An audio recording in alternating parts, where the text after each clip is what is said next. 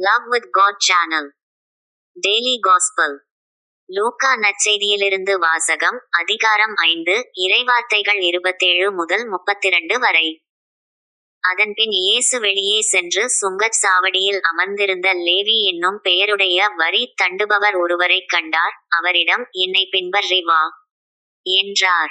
அவர் அனைத்தையும் விட்டுவிட்டு எழுந்து இயேசுவை பின்பற்றிச் சென்றார். இந்த லேவி தம் வீட்டில் அவருக்கு ஒரு பெரிய விருந்து அளித்தார். வரி தண்டுபவர்களும் மற்றவர்களும் பெருந்திரளாய் அவர்களோடு பந்தியில் அமர்ந்தார்கள். பரிசேயர்களும் அவர்களைச் சேர்ந்த மறைநூல் அறிஞர்களும் முணுமுணுத்து இயேசுவின் சீடரிடம், வரி தண்டுபவர்களோடும் பாவிகளோடும் சேர்ந்து நீங்கள் உண்பதும் குடிப்பதும் ஏன் என்று கேட்டனர்.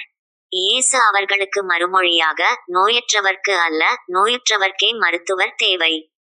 நேர்மையாளர்களை அல்ல, பாவிகளையே மனம் மாற அழைக்க வந்தேன் என்றார். இது ஆண்டவரின் அருள்வாக்கு. இறைவா, உமக்கு நன்றி.